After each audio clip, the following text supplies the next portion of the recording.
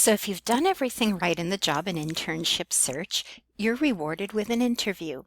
And yet, in the interview is the place where most hiring managers say candidates tend to go horribly wrong. We all assume that we'd do great in an interview, we're good verbal communicators, and so very few of us will actually take the time necessary to prepare for an interview. And as a result, the interview may not go as well as we had hoped. This presentation is going to address some ways to prepare for an interview to basically ensure that you do a good job and maximize your opportunity for a job offer. So our agenda today will be to talk about ways to prepare for an interview, ways to make a positive first impression when you present yourself at the interview. It'll talk about the phases of the interview, what happens first, second, and third. And then we'll talk about how to handle behavioral questions. These are very common types of interview questions that you're likely to encounter, and most of us don't really have a good strategy for how to answer them. And finally, we'll talk briefly about what you should do after the interview. The basic assumption is this: if you are truly interested in the job, interview preparation should begin as soon as you submit your application. You can't afford to wait, get a call for an interview on a Thursday afternoon, and be asked to show up on Friday morning. That's simply not the way that you want to enter an interview for a job you really want. So start to prepare as soon as you submit the application if it's a job that you are truly interested in. One of the best ways to prepare is to simply research everything. Look at press releases for the company, view the company's website. If you can, find the interviewer or hiring manager's LinkedIn profile. Look at the job description. Build a context for yourself where you really understand something about this job and the company that's offering it and the people that you might be working with. Now, this doesn't need to take hours, but a little bit of time can have a huge payback in terms of feeling like you're ready for the interview. And you want to have a good answer if you're asked the question, "So how did you prepare for the interview today?" You'll also want to prepare questions ahead of time to ask in the interview. You know that every interview tends to end with the interviewer asking, "Do you have any questions for me?" And the only wrong answer there is no. So you need to have some questions. They can really be about anything, but you should avoid salary and benefits questions unless the interviewer brings it up first. It's fine to ask about the company culture or things you found on the website. So I saw on the website that you are planning opening a second office in Worcester. Can you tell me more about that? It's okay to clarify things that come up during the interview. When we were talking about expansion plans, you mentioned that it would be a 3-phase process. I didn't see anything about that on the website. Could you tell me more? It's also okay to ask the interviewer what they like best about the organization. So, Mrs. Jones, you've been working here a number of years. What do you like best about this company? You'll find in this module a list of some sample questions that you can ask the interviewer, but the bottom line is have some ready in advance. Some of them will probably be answered during the interview, but it's not likely that all of them will be. You should also prepare 4 actual interview questions, and surprisingly, you can find pretty standard interview questions on Google or on this wonderful site called Glassdoor.com. You can literally Google common interview questions for financial analysts. On Glassdoor, you can Google interview questions for Delta Airlines or interview questions for State Street. And you can get a pretty good idea of what's standardly asked, or maybe even what tends to be specifically asked for the position and company that you're interviewing for. And practicing your answers out loud is really, really important. We've all had the experience where something comes out of our mouths not sounding at all like we imagined it would sound when we thought it up in our heads. So practicing your answers out loud is going to make your delivery smoother, and it's going to guard against the chance that you're going to say something that you wish you could take back, but you can't actually.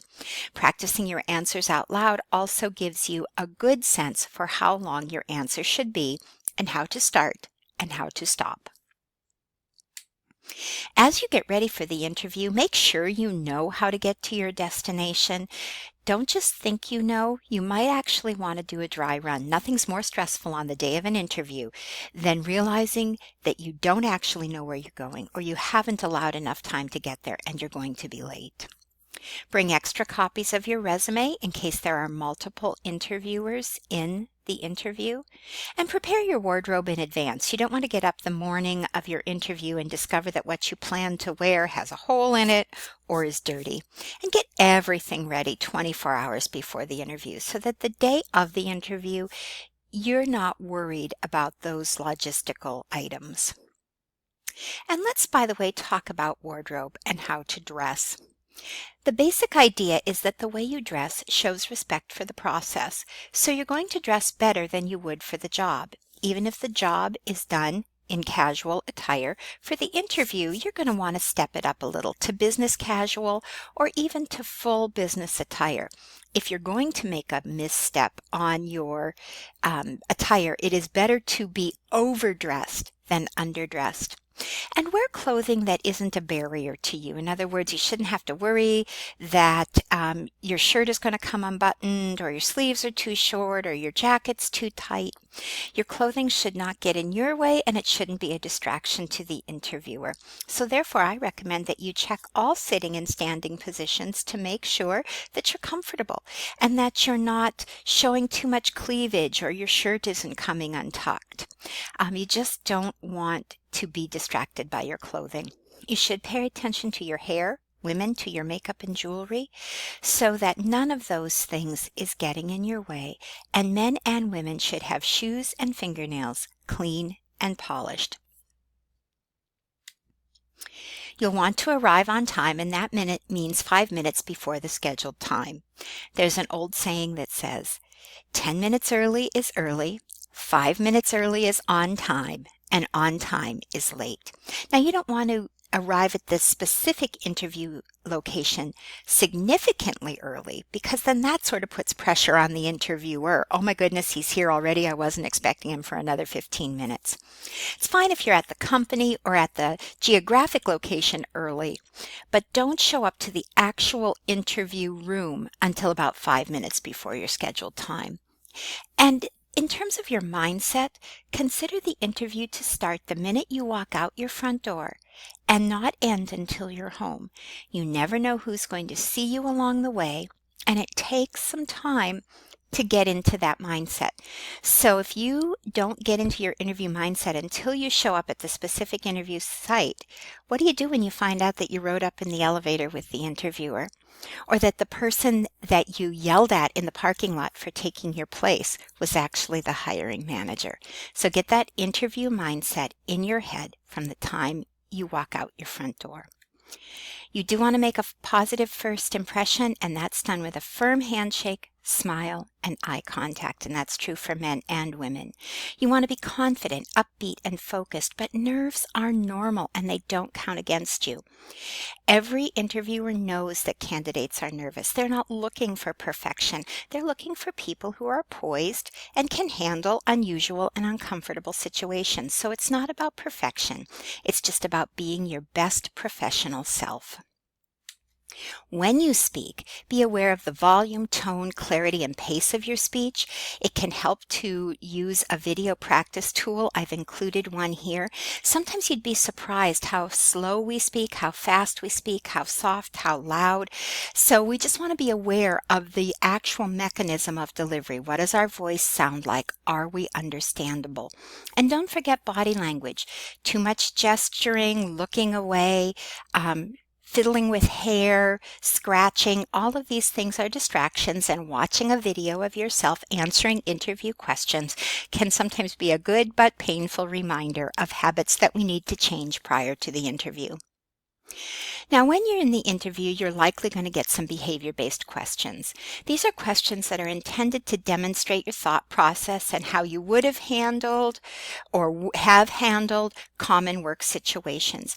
The reason interviewers do this is that past performance is the best predictor of future performance. What you've done in the past is a pretty good indicator of how you're going to handle that in the future.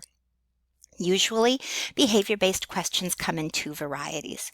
One is the situational behavior-based question, referring to something you're likely to have experienced. These start with, tell me about a time when, what would you do if, give me an example of. And honestly, you don't want to not have an answer to these. So if they ask you about workplace conflict, you don't want to make it seem like you've never had workplace conflict. That is an unrealistic view. In addition to situational questions, there are also hypothetical questions, posing a problem to see how you would solve it. Again, they're looking for your thought process. How rationally and thoroughly do you approach common work situations, either those you've already experienced or would be likely to experience on the job? Whichever type of question you have, the formula, so to speak, for answering is always the same, and I like to think of it with the acronym PAR. P for problem, A for action, R for result.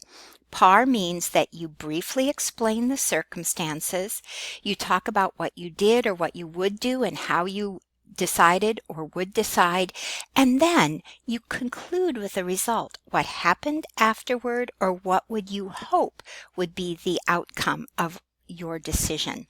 Most candidates do pretty good at the problem and the action and don't do so good at talking about the result. Your answer should always tell a story. There's a beginning, a middle, and an end.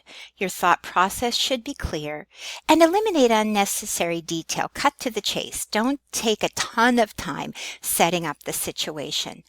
When you're talking about workplace relationships, always speak respectfully of former employers and coworkers, even if they are part of the problem.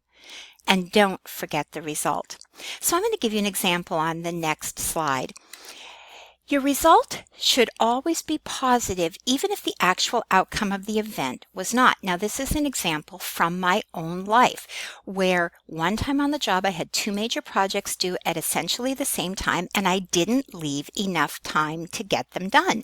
I just seriously underestimated how much time it would take. So after I told this story to the interviewer, here was my result. As a result, I realized that I needed to develop better time management skills. So I actually took a course at a community college and learned some techniques that keep me on track, and I haven't missed a deadline since. That is a positive result, even though in the moment I missed a deadline. So we don't want this to be cheesy or fake, but your results should always be positive. Now, in the interview, you're likely to find there to be about 4 phases. The opening, icebreaker, putting you at ease part is pretty standard. How are you today? How was your trip in? Usually the first question that signals that this phase is coming to an end is the tell me about yourself question. And so when you get that question, you'll know that the interview is officially underway. The interviewer will likely tell you a little bit about the company background, a little bit about the job, and the largest part of the interview will be the assessment of your qualifications. What have you done previously? How would you handle aspects of this job? Now, the company information and the qualification assessment are often interwoven, but that's essentially the majority of the interview. And then, as the interview comes to a close, the interviewer is probably going to ask things like, do you have any questions for me? Or they may tell you what the next steps are. Take your cues from the interviewer as to what is coming next. But in general, remember this about answering.